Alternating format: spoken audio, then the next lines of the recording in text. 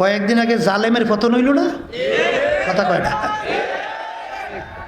আগে তো M A class সহ ওই সব ক্লাসের ভিতরে দারুইনের থিওরি পড়াইতো, এখন একেবারে নিজ ক্লাস পর্যন্ত দারুইনের থিওরি নিয়ে আসছে। কথা বুঝেন নাই? দারুইন থিওরি দিচ্ছে মানুষ নাকি আল্লাহ সৃষ্টি করে নাই, মানুষ নাকি বানর থেকে সৃষ্টি হয়েছে। বলে তা কেমন? বলে বানরের অনেক পার্টসের সঙ্গে মানুষের অনেক পার্টসের মিল আছে। বলে বানর মানুষ হইল কিভাবে? বলে জঙ্গলের ভিতরে লাফাইতে লাফাইতে গাছের ঘষায় ঘষায় ল্যাস পশম পইরা অটোমেটিক বলে মানুষ হয়ে গেছে। বলে এইটা কোনোদিন হয়? উদাহরণ দে। হবে না কেন? দারুইন বলে ছোট ব্যাঙের বাচ্চা ল্যাজ আছে না নাই? শরীর কালো না দলা? কালো না? বড় ব্যাঙের ল্যাজ আছে, শরীর কি কালো? বলে ছোট ব্যাঙের বাচ্চা ও যদি বড় হইয়া ল্যাজ পইরা শরীরের রং পরিবর্তন কইরা এই রূপ ধারণ করতে পারে, তাহলে মানুষের অনেক পার্সের সঙ্গে বানরের অনেক পার্সের মিল, লাফাইতে লেবে ল্যাজ স্পর্শ করে মানুষ হইবে টাকা। এই বান্দর যুক্তি। কাদের যুক্তি? শুকরিয়া আদায় করতেছি মহান রব্বুল আলামিনের দরবারে। রব্বুল আলামিন ফিতনা ফাসাদের যুগ, দুনিয়ার সমস্ত কাজ থেকে বিরত রেখে উলামায়ে কেরামদের মজলিস, জাকিরিন শাকিরিন সাদিকিন, অনেক আল্লাহর খাস বান্দারা এই মজলিসের মধ্যে আছে, যাদের সঙ্গে সম্পর্ক রাখার জন্যে আল্লাহ রাব্বুল আলামিন আপনাকে আমাকে হুকুম করছেন। এই মজলিসটাকে হাদিসের ভাষায় আল্লাহ রাসূল সাল্লাল্লাহু আলাইহি ওয়াসাল্লাম বলছেন বেহেশতের একটা বাগান। এই বেহেশতের বাগানের মধ্যে আমাদের জীবনের একটা সময় আল্লাহ রাব্বুল আলামিন কাটাবার সুযোগ করে দিয়েছেন। শুকরিয়া তার সবাই বলি আলহামদুলিল্লাহ। লাইন শাকারতুম লাযীদান্নাকুম ওয়া লাইন কাফারতুম ইন্না আযাবি লাশাদীদ। আল্লাহ রাব্বুল আলামিন বলছেন, হ্যাঁ আমার বান্দা বান্দীরা, নেয়ামত পাওয়ার পরে শুকরিয়া আদায় করো, নেয়ামত আরো বাড়াইয়া দেব। নেয়ামত পাওয়ার পরে শুকরিয়া আদায় না করলে নেয়ামত তো বাড়ানো হবেই না, বরঞ্চ শক্ত আযাব তোমাদের উপরে চাপাই দেওয়া হবে। শুকরিয়া আদায় করলে আল্লাহ খুশি হয়। কি হয়? মূসা আলাইহিস সালাতু ওয়াস সালাম রওনা করছে আল্লাহর সঙ্গে দেখা করবে। পথের পাশে দেখে কতগুলো হাঁস বসে আছে। আল্লাহর কুদরত, হাঁসগুলোর জবান খুলে গেছে। হাঁসগুলো বলতেছে, নবী কোথায় রওনা করছে? আল্লাহর সঙ্গে দেখা করার জন্য।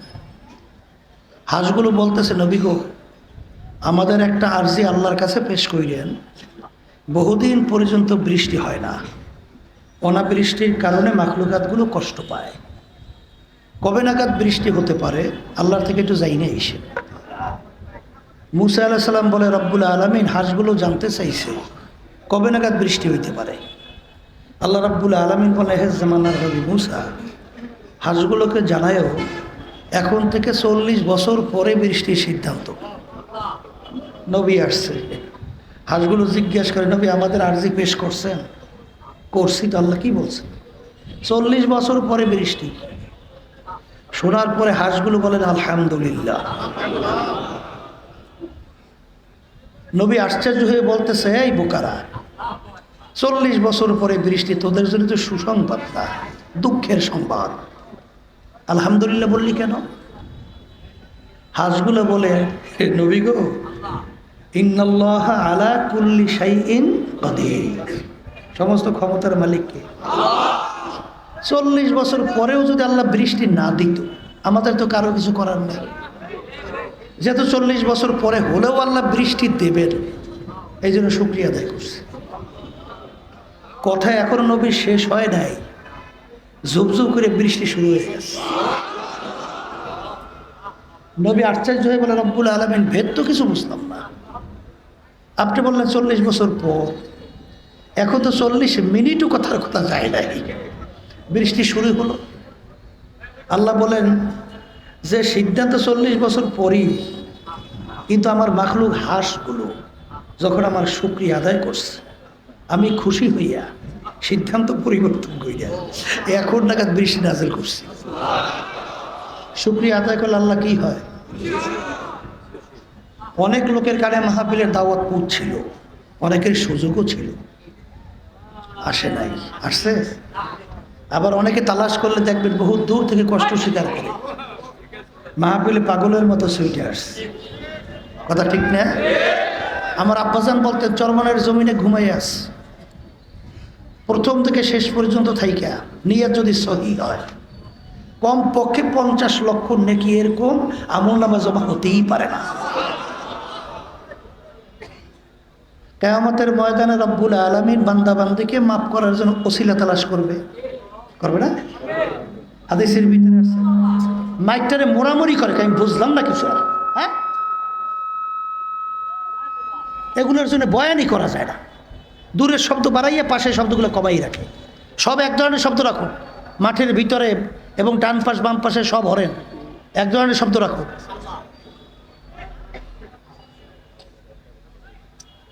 বান্দাকে মাফ করবে এরকম করে আমল তালাশ করে বান্দার নাই, পায় না।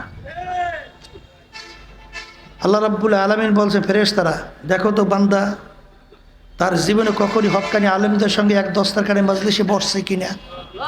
রব্বুল আলামিন জীবনে একবার পাওয়া গেছে, যাই ওছিল ওকে আমি মাফ করে দিলাম। রহমানুর রহিম, আমার মালিক দয়ার সাগর। কথা ঠিক না? বাজানদেরকে বলবো দাহিয়া কলবি রাদিয়াল্লাহু তাআলা আনহুর ইতিহাস তো জানেন। জ্যান্তমে কবর দিছিল না? হ্যাঁ, আল্লাহর হাবিবের সামনে ঘটনা বয়ান করতেছিল।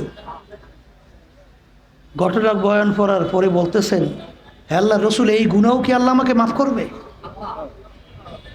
আল্লাহ হাবিব সাল্লাল্লাহু আলাইহি ওয়াসাল্লাম ঘটনা শুনে কান্দে। দাহিয়া রাদিয়াল্লাহু তাআলা তিনিও কান্দে। হে দাহিয়া কলবি, তাওবা যদি খালেস করতে পারো আল্লাহ রাব্বুল আলামিন এ গুনাহও মাফ করবে। তা আল্লাহ রাব্বুল আলামিন তো দয়ার সাগর, ঠিক না? আর আল্লাহ তো বান্দাবাদের দিলের দিকে তাকাই আছে। ইন্নাল্লাহা লা ইয়ানজুরু ইলা সুওয়ারিকুম ওয়া আমালিকুম ওয়ালাকিন ইয়ানজুরু ইলা নিয়াতিকুম ওয়া কুলুবিকুম কামা ক্বালা আলাইহিস সালাতু ওয়াস সালাম। আল্লাহ রাসূল সাল্লাল্লাহু আলাইহি ওয়াসাল্লাম বলেন আল্লাহ শুধু বান্দাবান্দির বাহ্যিক আমলের দিকেই তাকাই থাকেন না, আল্লাহ রাব্বুল আলামিন বান্দাবান্দির দিলের দিকেও তাকাই আছে। অবস্থানটা কি? যাদের নিয়াত সহি, মাহফিলে যারা আসছেন অন্য কোনো দুনিয়াবি নিয়াত থাকলে এখনই ফালাইয়া দেন। মাহফিলে আসছি একমাত্র আল্লাহ রাব্বুল আলামিনকে রাজি খুশির উদ্দেশ্যে।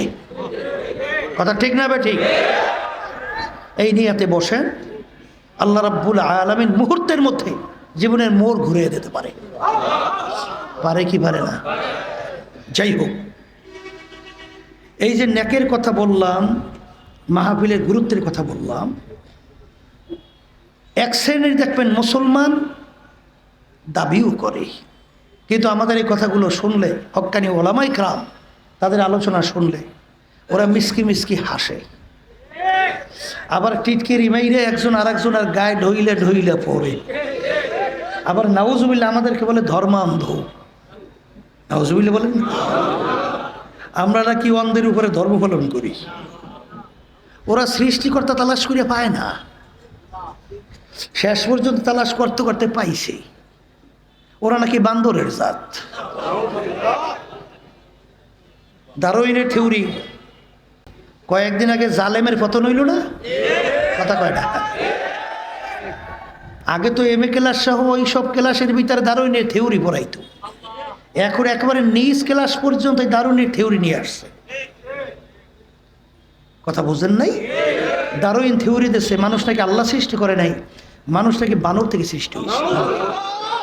বলে তা কেমন? বলে বানরের অনেক পার্টসের সঙ্গে মানুষের অনেক পার্টসের মিল আছে। বলে বানর মানুষ হইল কিভাবে?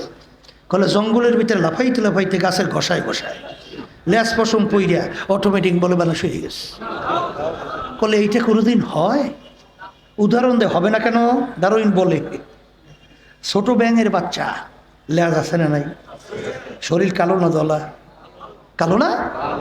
বড় ব্যাঙের ল্যাজ আছে, শরীর কি কালো?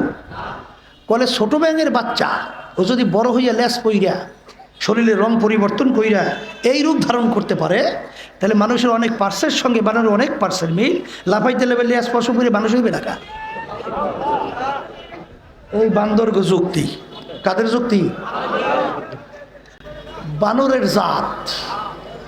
বানরদেরকে বলবো, তাম দুনিয়ায় প্রায় হাজারের মতো বৈজ্ঞানিক, বুঝেন নাই? যেই বৈজ্ঞানিকদের মধ্যে নোবেল পুরস্কার প্রাপ্ত অনেক বৈজ্ঞানিক আছে, হাজারের মতো।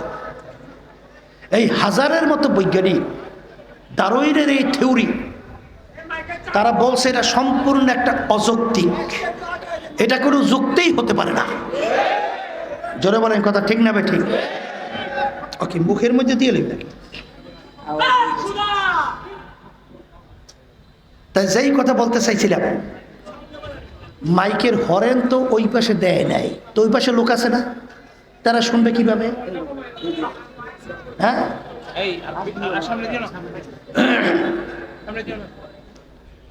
তা যেই কথা বলতে চাইছিলাম, এটা কোনো যুক্তি হতেই পারে না। আচ্ছা বলেন তো, ও যে থিওরি দিছে যে মানুষ বানর থেকে সৃষ্টি, গাছের ঘষায় ঘষায় হলে স্পর্শ করে মানুষ হয়েছে, এখন কি দুনিয়াতে বানর নাই? বলেন বলেন, আছে না? না, বানরগুলো সব ভদ্র না, এখন লাফালাফি করে? তাহলে আগে যদি দুই একটা বানর লাফাইতে লাফাইতে স্পর্শম পইরে গাছের ঘষায় মানুষ হইতে পারে, এখন দুই একটা হবে না কেন? যেটা বলেন কথা ঠিক কিনা? ডারউইন নাস্তিক, কোন দেশে কোন যুগে কোন তারিখ কোন জঙ্গলে বানর লাফাইতে লাফাইতে মানুষ হয়েছে এরকম ঠিকানা দিতে পারছে? আসতে কয় পারছে?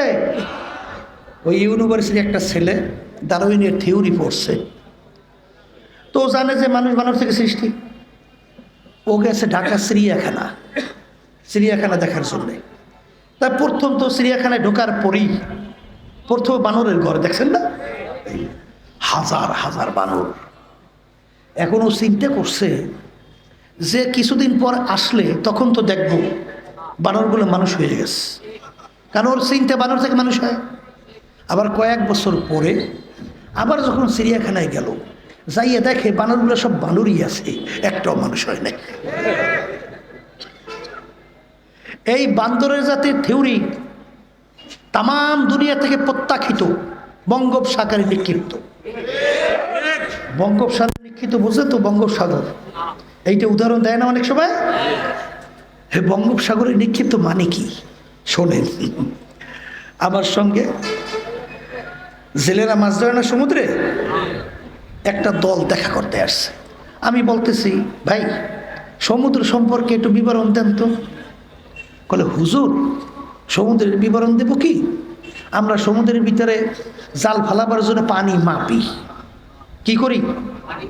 তার পানি মাপতে মাপতে কোনো জায়গায় পাই 1000 ভাম। বলে, ভাম কাকে বলে? হাত টান করলে 1 ভাম, মানে 3.5 হাত। কোনো জায়গায় পাই 10,000 ভাম, বুঝেন নাই?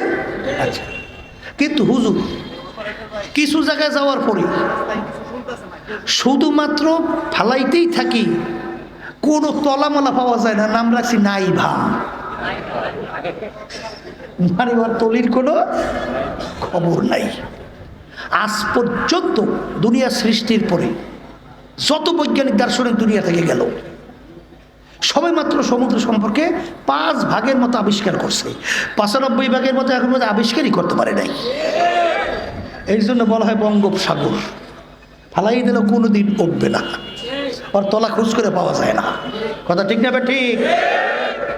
কিন্তু আফসোস, যেই দেশের ভিতরে 92 জনের মতো মুসলমান বসবাস করে, যেই দেশের রাজধানী ঢাকাকে বলা হয় মসজিদের নগরী, যেই দেশের রাস্তার মোড়ে মোড়ে আজানের শব্দে বাচ্চাদের ঘুম ভেঙে যায়, যেই দেশের ভিতরে বাচ্চারা আজান শব্দে মায়ের কোলে ঘরে যায়, সেই দেশের মধ্যে আমাদের ভবিষ্যৎ প্রজন্ম, আমাদের বাচ্চারা শিখবে আমরা বান্দরের জাত।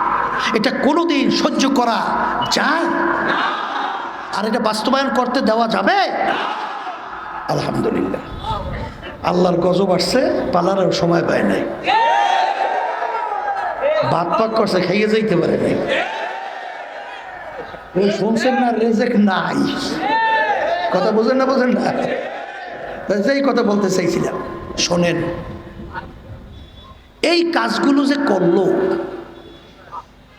যার ভিতরে একটু আত্মা আছে, একটু মানবতা আছে, সে কোনোদিন পাখির মতো মানুষকে গুলি করে রাস্তায় মাঠে ফেলে দিতে পারে? যেরকম তাহলে ব্যাপারটা পারছে কিভাবে? এই জন্য আমি আয়াত শরীফ প্রথম তেলাওয়াত করছি। আল্লাহ রাব্বুল আলামিন আয়াতে বলেন, ওয়ালাকাদ কাররামনা বানি আদম। আমি যত মাখলুকাত সৃষ্টি করছি, 18,000 শোনেন না উলামায়ে কেরাম বলে, এর ভিতরে সর্বশ্রেষ্ঠ সম্মানিত করে আমি মানুষকে সৃষ্টি করছি। সবাই বলেন আলহামদুলিল্লাহ। তাহলে আমরা যারা মানুষ, সৃষ্টির সেরা, আশরাফুল মাখলুকাত। খুশি না বেজার? খুশি না হয়ে তো উপায় নেই, খুশি তো, কিন্তু ওই কোরআনুল কারীমের ভিতরে আল্লাহ রাব্বুল আলামিন অন্য আয়াতে বলেন, উলাইকা কাল আনআম। এরপরে আমার মালিক বলেন, বাল হুম আযাল। এরপরে অন্য আয়াতে আমার মালিক বলেন, শাররুল বারিয়া।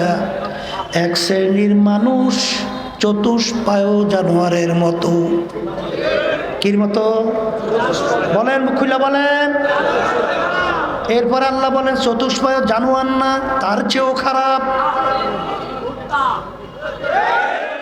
এরপরে আমার মালিক বলেন, শুধু চতুষ্পায় জানোয়ার তার ভিতরে খারাপ তা না, যত মাখলুকাত আমি সৃষ্টি করছি এর ভিতরে সবচেয়ে নিকৃষ্ট জানোয়ারের নাম হলো শূকর। এক শ্রেণীর মানুষ শূকরের চেয়েও খারাপ। কি বলছে? হ্যাঁ, এখন আমার বাজানদেরকে বলবো, পর্দালে মা বোনরা শুনতেছে, কোন মানুষ আশরাফুল মাখলুকাতের ভিতরে, হ্যাঁ, কোন মানুষ সর্বশ্রেষ্ঠ সম্মানিত আর কোন মানুষ নিকৃষ্ট, এইটা বোঝাবার জন্যই, বুঝবার জন্যই মাহফিলের ব্যবস্থা। কথা ঠিক না ঠিক? আচ্ছা, আমার বাজানদেরকে বলি, আল্লাহ রাসূল সাল্লাল্লাহু আলাইহি ওয়াসাল্লাম এবং আবু জাহাল নাম শুনছেন? হ্যাঁ, আচ্ছা। আবু জাহালের চক্ষু ছিল কয়টা? আসতে কয়টা? আল্লাহ নবী সাল্লাল্লাহু আলাইহি ওয়াসাল্লামের চক্ষু, আবু জাহিলের হাত, আল্লাহ নবীর হাত মুবারক, আবু জাহিলের পা, আল্লাহ নবীর পা মুবারক। অঙ্গ প্রত্যঙ্গে পার্থক্য কি? বলেন বলেন বলেন, কোন পার্থক্য আছে? আবু জাহিলের নাম শুনলে আমরা কি বলি? লানাতুল্লাহি আলাইহি, আল্লাহর গজব ওর উপরে পড়ছে আরো বলি। আর আল্লাহ রাসূল সাল্লাল্লাহু আলাইহি ওয়াসাল্লামের নাম শুনলে দুরূদ শরীফ পড়া ওয়াজিব হইয়া যায়, না পড়লে গুনাহ হয়। ঠিক না বে ঠিক? এই আমাদের সমাজের ভিতরে এক শ্রেণীর মানুষ, তার আচার আচরণ ব্যবহার এত ভালো, মানুষ মন্তব্য করে লোকটার চরিত্র ফেরেশতার মতো। আছে? এই মন্তব্য করে, আছে আছে। আবার দেখবেন এক শ্রেণীর মানুষ, ওর আচার আচরণ ব্যবহার এত খারাপ, মানুষ মন্তব্য করে লোকটার চরিত্র কুত্তার চেয়েও খারাপ। বলে বলে, আচ্ছা বলেন তো, যাকে বলছে কুত্তার চেয়ে খারাপ ওর হাত কয়টা? আর যাকে বলছে ফেরেশতার মতো ওর হাত কয়টা? চক্ষু, অন্য অঙ্গ প্রত্যঙ্গ, কোন পার্থক্য আছে? জোরে কোন আছে? নাই। কোন জায়গায় পার্থক্য? এটু বোঝার জন্য, বোঝাবার জন্যই মাহফিল। মানুষের সূরাত আকৃতি হইলেই মানুষ হওয়া যায় না। বলে হুজুর, তাহলে মানুষ কাকে বলে? আল্লাহ রাসূল সাল্লাল্লাহু আলাইহি ওয়াসাল্লাম বলেন, আলা ওয়া ইন্না ফিল জাসাদি মুদগাহ ইযা সালুহা সালুহাল জাসাদু কুল্লুহু ওয়া ইযা ফাসাদাত ফাসাদাল জাসাদু কুল্লুহু আলা ওয়া হিয়াল কলব। আল্লাহ রাসূল সাল্লাল্লাহু আলাইহি ওয়াসাল্লাম বলেন, প্রত্যেকটা মানুষের মধ্যে আমার মালিক একটা গোশতের টুকরা দান করছে। কি টুকরা? জোরে কর। এই মুখ খুলে বলেন। কিসের টুকরা? আল্লাহ রাসূল সাল্লাল্লাহু আলাইহি ওয়াসাল্লাম বলেন, ওই গোশতের টুকরা যার ভালো হয়ে যায়, ওই মানুষটা এক পর্যায়ে ফেরেশতার চেয়েও সম্মানিত হয়ে যায়। আর ওই গোশতের টুকরা খারাপ হতে হতে এক পর্যায়ে ওই মানুষটা কুত্তা, শিয়াল, শুয়ারের চেয়েও খারাপ হয়ে যায়। ওই গোশতের টুকরার নাম হলো কলব। বলেন বলেন, গোশতের টুকরার নাম কি? বলেন, গোশতের টুকরার নাম কি? এই আল্লাহর বান্দারা ভালো করে বোঝেন।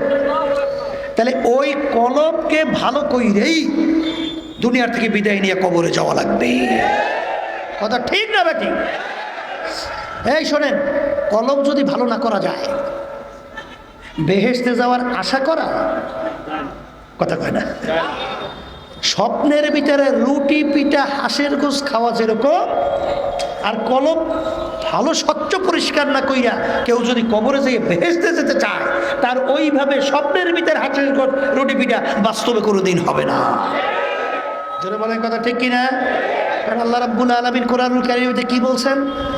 ইল্লা মান আতাল্লাহ বিকলবিন সালিম।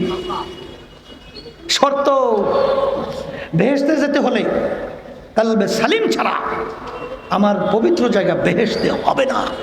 কে বলছেন? এক সূরার ভিতরে প্রায় 9টা কসম করার পরে রব্বুল আলামিন কি বলছেন? ক্বাদ আফলাহা মান যাক্কাহা ওয়া ক্বাদ খাবা মান দাসসাহা। যারা কলবকে পরিষ্কার করতে পারবে তারা নাজাত পাইয়া জান্নাতে যাবে।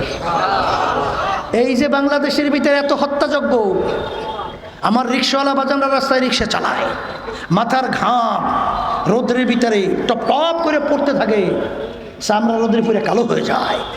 এত কষ্ট কইরা সম্পদ টাকা অর্জন করে, সেই টাকা সরকারি ফান্ডে ভ্যাট ট্যাক্সের মাধ্যমে জমা হয় না?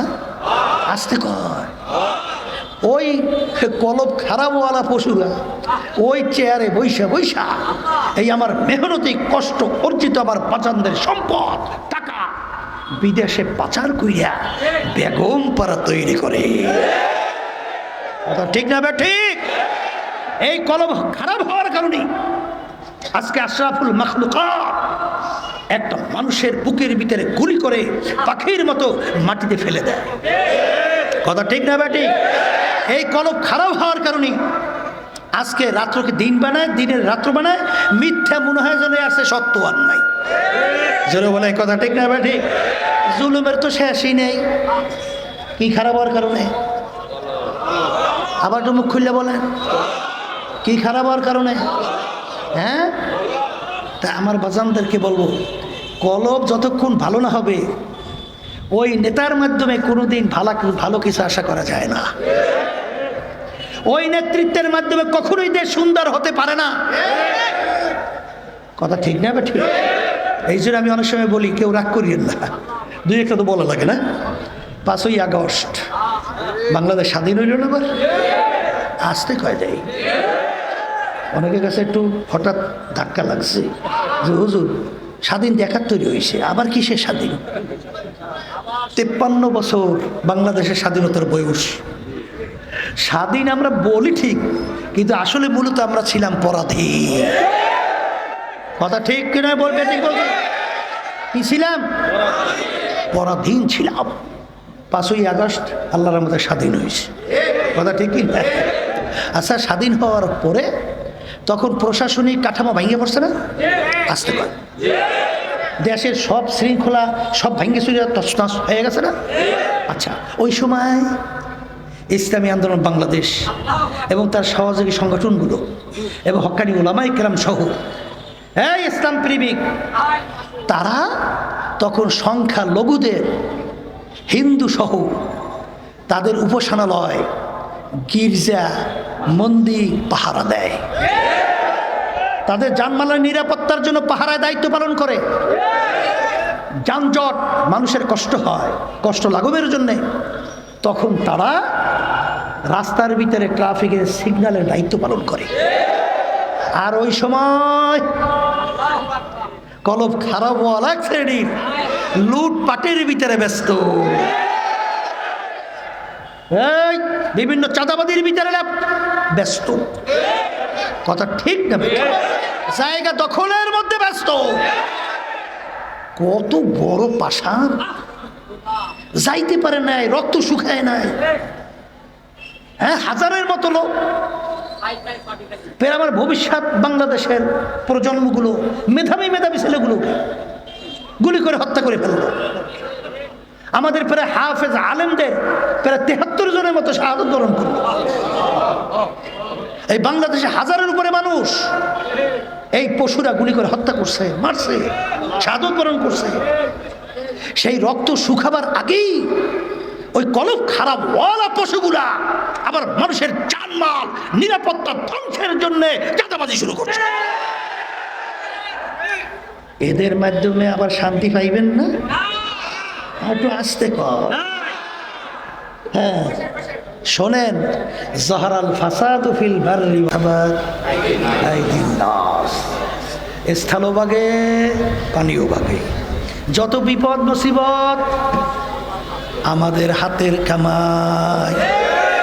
জোরে বলো, কথা ঠিক না বেঠি?